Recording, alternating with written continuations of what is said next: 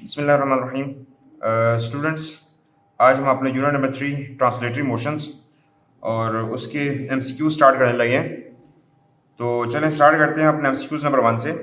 MCQs number 1 है हमारा, a projectile thrown upward moves in its parabolic path, the velocity and acceleration vectors for the projectile are perpendicular to each other at option A nowhere, option B the highest point, option C the launch point, option D the landing point. तो देखिए हमारे पास जो projectile होता है, projectile motion जो होती है हमारे पास टू डायमेंशनल मोशन, तो उसकी जो वी एक्स कंपोनेंट होता है वो through out the flight same रहता है, और जो वी वाई कंपोनेंट होता है वो चेंज होता रहता है।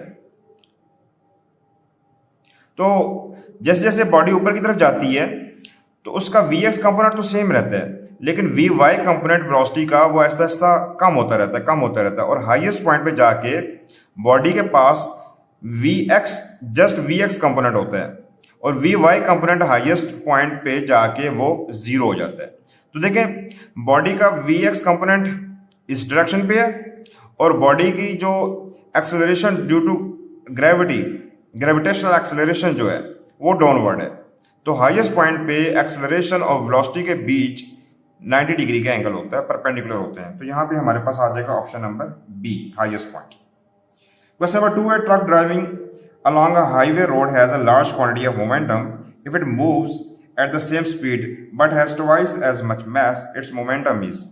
तो क्वेश्चन नंबर 2 देखें, अगर हमारे पास मैस डबल हो जाए तो मोमेंटम पे क्या फर्क पड़ता है। हमें मालूम है कि मोमेंटम का फॉर्मूला होता है P is equal to M we.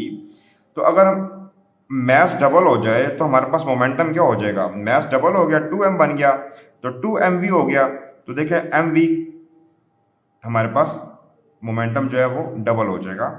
तो ये ऑप्शन नंबर सी डबल हो गया, एम वी पी। तो यहाँ पे मैंने इसकी एम वी की वैल्यू पुट कर दी पी, और इसको मैंने नए वाले मोमेंटम का पी बार से नोट कर दिया। तो P bar is equal to 2p। New momentum जो है वो इनिशियल मोमेंटम का डबल हो गया। क्वेश्चन नंबर 3 है, 5 newton force is applied to 3 kg ball to change its velocity from 9 meter per second to 3 meter per second. This impulse caused the momentum change of the ball to be। तो change in momentum हमने find करना है। तो question number 3 देखें, हमारे पास जो mess है 3 kg और बॉडी की जो इनिशियल वेलोसिटी थी वो थी 9 मीटर पर सेकेंड और फाइनल वेलोसिटी जो थी उसकी वो है 3 मीटर पर सेकेंड। तो चेंज वेलोसिटी में जो चेंज आया वो कितना आया, 3 minus 9 minus 6 metre per second. तो मोमेंटम में चेंज कितना आएगा, तो mess into velocity.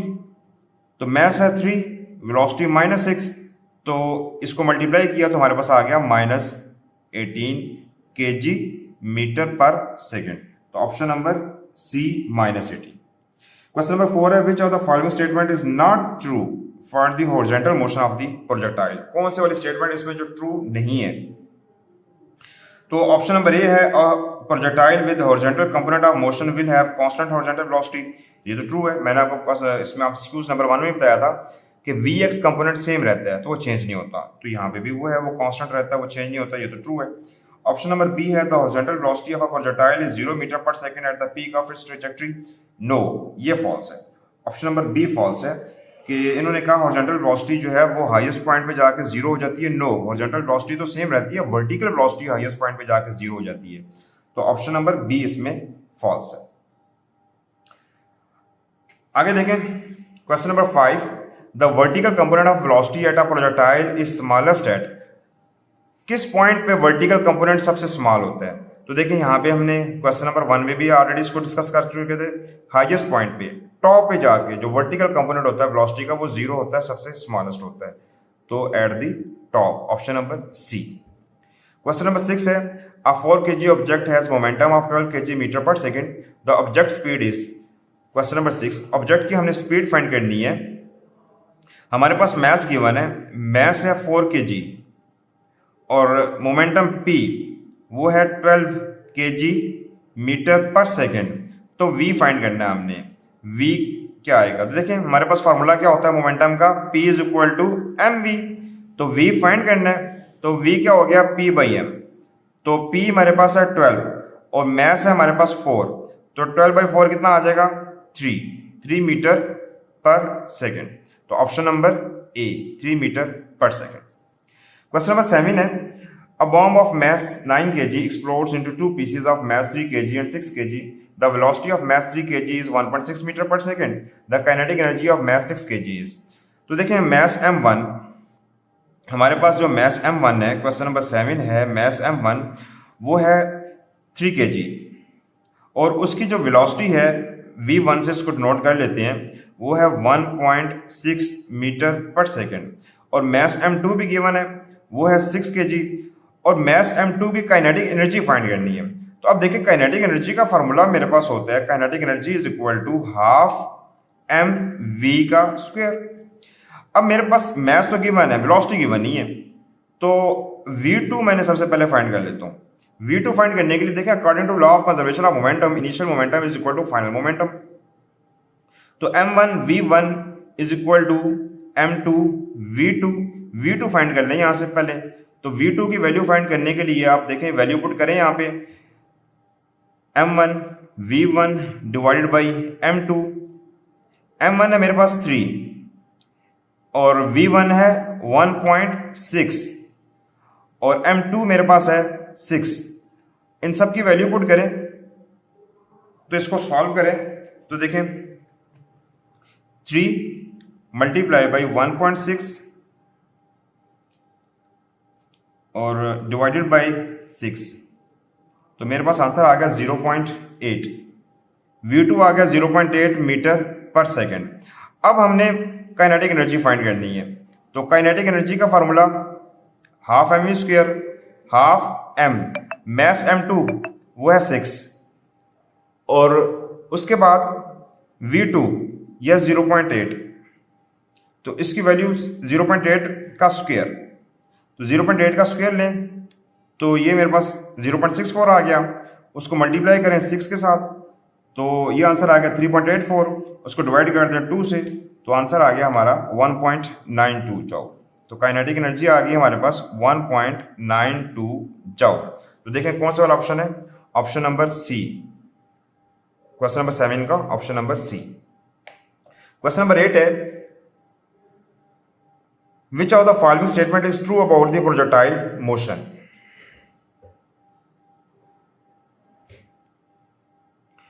Number A है projectile motion is the motion of an object projected vertically upward into the air and moving under the influence of gravity. Vertically upward. देखें हम already ये discuss कर चुके थे कि जो प्रोजेक्टाइल मोशन होती है उसमें दोनों मोशन होती हैं, एक्स एक्सिस भी और वाई एक्सिस भी। तो यहाँ पे तो जस्ट वर्टिकल लिखा हुआ है, प्रोजेक्टेड वर्टिकल नहीं होता, projected horizontally as well as vertically, 2 dimensional motion होती है प्रोजेक्टाइल में। तो ये तो ऑप्शन गलत है। ऑप्शन बी है projectile motion is the motion of the object projected into the air and moving independent of the gravity. No, इसमें जो है वो under the influence of gravity move करता है, इंडिपेंडेंट ऑफ ग्रेविटी नहीं होता, तो ये भी गलत है। ऑप्शन नंबर सी है projectile motion is the motion of an object projected into the air and moving under the influence of gravity. Yes, projected into the air, तो जब ये वर्ड बता रहा है कि प्रोजेक्टेड इनटू द एयर का कि इसमें एक्स एक्सिस भी है और वाई एक्सिस भी है, हमने किसी को एक एक्सिस को मखसूस नहीं किया बल्कि इसमें दोनों एक्सिस आ गए और under the influence of gravity भी है, तो ये ऑप्शन नंबर सी इसमें करेक्ट है। और ऑप्शन नंबर डी देखें प्रोजेक्टेड हॉरिजॉन्टली, नो, ये भी गलत है क्योंकि जब हॉरिजॉन्टली किया तो फिर वर्टिकली कहाँ गया, वर्टिकली जब हमने डिस्कस किया तो फिर हॉरिजॉन्टली, तो ऐसा नहीं है। प्रोजेक्टाइल मोशन में दोनों कंपोनेंट होते हैं, वर्टिकल भी हॉरिजॉन्टल भी, और third one under the influence of gravity, तो वो ऑप्शन नंबर सी। अगला देखें क्वेश्चन नंबर 9 है what is the force experienced bye a projectile after the initial force that launch it into the air in the absence of air resistance. तो initial force के बाद जब वो हमारा जो बॉडी है प्रोजेक्टाइल है वो लॉन्च हो चुका, उसके बाद कौन सी वाली फोर्स जो है वो एक्सपीरियंस करता है। तो option number A gravitational force, option number B nuclear force, option number C contact force, option number C electromagnetic force. तो देखें ऑलरेडी हमने क्वेश्चन नंबर 8 में इसको डिस्कस कर चुके थे, पढ़ चुके हैं। Under the influence of gravity होते हैं प्रोजेक्टाइल मोशन, तो ग्रेविटी ग्रेविटेशनल फोर्स, तो इसमें हमारे पास है option number A the gravitational force. Nuclear force तो देखें विद इन द न्यूक्लियस होती है, और इलेक्ट्रोमैग्नेटिक इलेक्ट्रिक और मैग्नेटिक फोर्स और कॉन्ट्रैक्ट फोर्स जो है वो दो बॉडी आपस में जब फिजिकली कॉन्ट्रैक्ट करती हैं तो वो कॉन्ट्रैक्ट फोर्स होती है। तो लेकिन यहाँ पे जो हमारे पास ऑप्शन नंबर ए है द ग्रेविटेशनल फोर्स, क्योंकि हमारे पास जो प्रोजेक्टाइल होता है वो under the action of gravity, under the influence of gravity move करता है, ग्रेविटेशनल फोर्स आ गया। क्वेश्चन नंबर 10 है, if a projectile is launched on level road या level ground, what launch angle maximize the range of the projectile. किस angle पे जो range है वो मैक्सिमाइज हो जाएगी। देखें हमारे पास जो रेंज का फार्मूला होता है, रेंज का फार्मूला होता है R is equal to V naught square sine 2 theta upon G। तो हमें मालूम है कि साइन की वैल्यू 90 डिग्री पे मैक्सिमम होती है, और कितनी होती है, वो 1 होती है। साइन की वैल्यू जो है वो 1 से बड़ी नहीं हो सकती, और -1 से छोटी नहीं होती, और 1 से बड़ी नहीं होती। तो साइन की वैल्यू जो है वो -1 से और 1 के बीच में ऑसिलेट करती रहती है। तो 2 थीटा हमारे पास किसके बराबर आ गया, साइन इनवर्स ऑफ 1 के बराबर। साइन इनवर्स ऑफ 1 क्या होता है, 90 डिग्री। 90 डिग्री पे साइन की वैल्यू 1 होती है, तो थीटा की वैल्यू यहां से निकालें, 2 डिवाइड हो गया 90 के नीचे, तो मेरे पास आंसर क्या आ गया, 45 डिग्री। तो ये हमारे पास ऑप्शन नंबर सी आ गया। 45 डिग्री पे जो रेंज है, रेंज मैक्सिमम रेंज होगा। अगर हमने इसको 45 डिग्री पे लॉन्च करेंगे तो वो मैक्सिमम रेंज कवर करेगा प्रोजेक्टाइल। तो स्टूडेंट्स ये थे हमारे एमसीक्यूज, इसको देख लें। क्वेश्चन नंबर 1 का option number B highest point, question number 2 option number C double, question number 3 option C -18, question number 4 option B horizontal velocity of projectile is 0 meter per second at peak of its trajectory, question number 5 option C the top, question number 6 option number A 3, question number 7 option C 1.92 joule, question number 8 option C projectile motion is the motion of an object projected into the air and moving under the influence of gravity, question number 9 option number A the gravitational force, और question number 10 option C 45 degree. तो ये थे students हमारे chapter number 3 के MCQs.